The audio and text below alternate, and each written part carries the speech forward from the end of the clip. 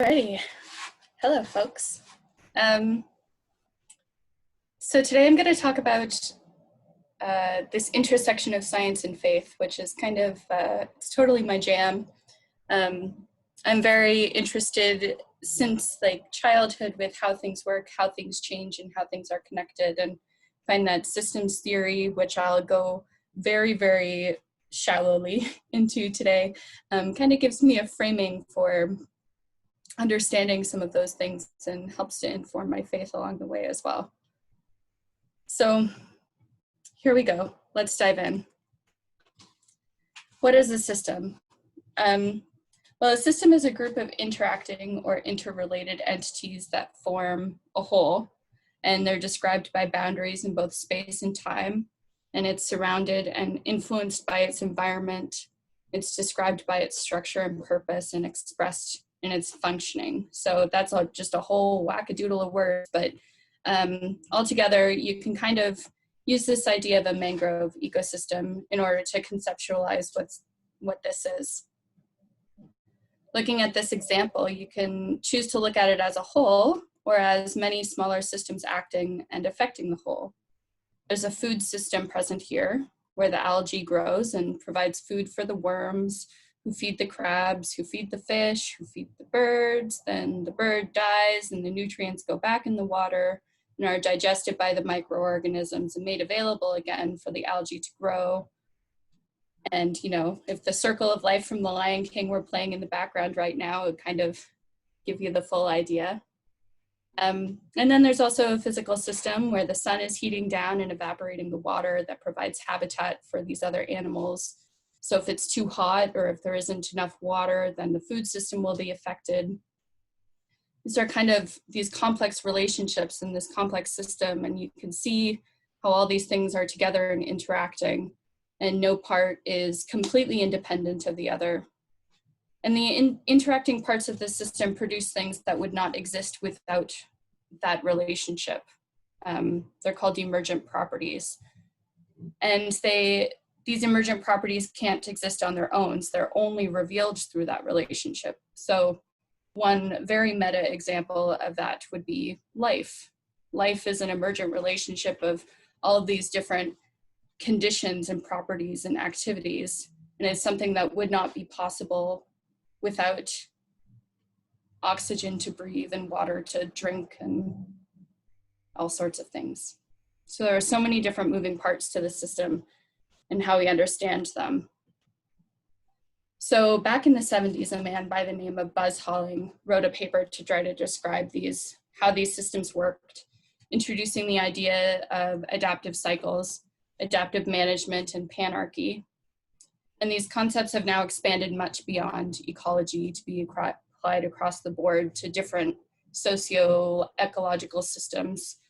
You can think about it in terms of racism, you can think about it in terms of government systems, you can think about it in terms of faith. So it just kind of provides this frame. So what I'm going to do is just kind of describe the frame a little bit and some examples that go along with it. So this here is a picture of an adaptive cycle. Many of you are probably familiar with the infinity loop. This one here has 3 different axes. I can't say that word today. You have connectedness, resilience, and resources. So I'm gonna start in the bottom left corner, where you can see you have high resilience and low connectedness and low resources. So imagine that as a piece of fabric that's very loosely woven and has low structural integrity, but it has the potential of becoming something. As time goes on, you travel up that curve. The relationships in the system become more defined and more solid. The weaver has scooted the threads closer together, making them a bit tighter. There's a higher thread count per inch. It has more structural integrity. Maybe the fabric itself can carry weight. Until you get to the top of this curve, the top of the green where it says conservation, where you no longer need to add extra strings to the fabric. It's already tightly woven, it has good structural integrity. Many systems can stay somewhere along this incline in the top for a long time and continue to do well. But at some point, maybe through age, the strings are no longer as supple, but a bit dry and frayed. And the fabric has seen better days until one day it rips. And that's the release. Another word for this red back part of this cycle is called creative destruction. It's often a fast-acting disorganization of a system. The rip happens and cannot be unripped. As time goes on, there's a realization that actually, in the reorganization section, this ripped piece of fabric has a lot of strings that may have worked well as fabric before, but now we can unweave it, soak the strings, and maybe make a paper out of the disorganized fibers. It's creating an entire new system. This activity of systems can be seen everywhere. The pandemic has been a great example of that. Our system was at a point where it was very highly interconnected between people and places, and that system was resilient, and there were a lot of resources around. And then when the pandemic hit, we all experienced this societal scale creative destruction, where people scrambled for rules and ideas. And now we're at this stage in the reorganization stage, where there are resources being put into how to figure out what comes next. The thing that this particular picture fails to show is that at the bottom left of the graph, where the red turns to black, where the red turns back to green, the line should be disconnected. A system that undergoes change and undergoes this process will never recreate itself identically to the way it was before. Some components may resemble what was, but it will always be different in some way. And while Halling may have used this release and reorganization or creative destruction to describe this back part of the curve, we might better know this transformation as resurrection. It's a time of change, spurred on by learning and new meaning that creates something new. Something not new necessarily, but something next. When Jesus came back after being crucified, he did not come back as a human. He became changed. This system will never recognize itself or reorganize itself into the same thing as it was before. Here is another example or another representation of this kind of cycle, and one that feels a little bit more to my liking. In looking at this graph, I can see the overall arch of the Christian story. The time before Jesus can be seen on this upward squiggly line. It's a time creating rules and order of resources and connectedness. And then when Jesus came, his words and story catalyzed the system into something new. His life and the record of his life in the Bible spurred a paradigm shift that resulted in a new way of relating to the world and to God. And over history, the Bible and this story has been used and interpreted in many new ways, leading to different types of expressions of faith operating in their own systems under the same name of Christianity. We've gone for a full cycle, and down at the bottom where you have like the multiple arrows coming into the new expression of a new system, you know, you have different denominations, you have different interpretations, you have different chunks of history. The one thing that is missing from these graphs is time and the way that that plays a role. So if you can imagine this more as kind of, you're looking straight on to something that has an axis of time going this way. And so you're seeing this cycle happen, but time continues and it never repeats itself. So the relationship of these different systems to each other, like these different new systems and old systems and what have you, describes something called Panarchy. And Panarchy shows how the energy of one system affects that of a larger system above it or a smaller system below it.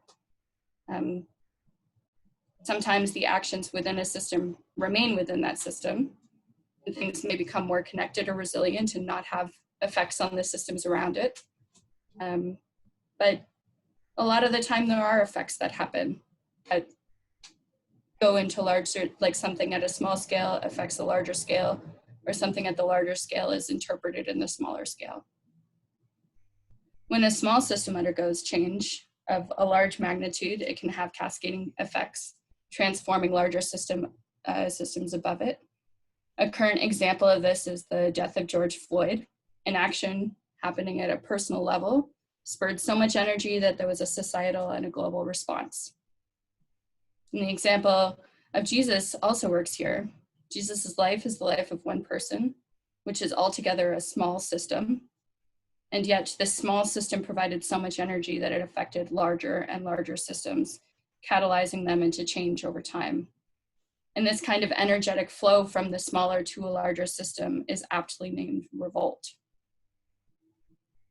In addition, there are moments, as you can see, that are called remember. And this is when the stable action of a large system influences the way in which the smaller system reorganizes itself during its transformation. An example of this in our faith is when something happens in our life or in the world that feels beyond our control or understanding. Our faith asks us to remember to pray and share the burden of our hearts with God, knowing that they'll carry them with care. When we return to the word for guidance, and this word is interpreted to reflect the current moment, giving us insight on how to help us move through and into the new system. So each act of remembering and revolt change the systems which they act.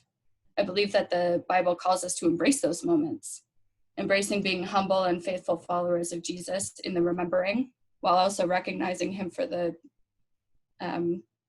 insert something here, disturber he is in the revolt. We aren't asked as Christians to be complacent participants in systems, but to actively strive for justice and peace and be a part of that shift and change. So I hope that this framing is useful in understanding how systems work. In the future, I think we could dive a bit deeper and talk about leverage points. And there's a series of 9 different leverage points that Danella Meadows defined, each in increasing order of magnitude, that tell you how you can influence a system and you can kind of spur a system into a moment of transformation that may cause a revolt action or maybe in response to a remember action. There's also concepts of emergence, as was mentioned before.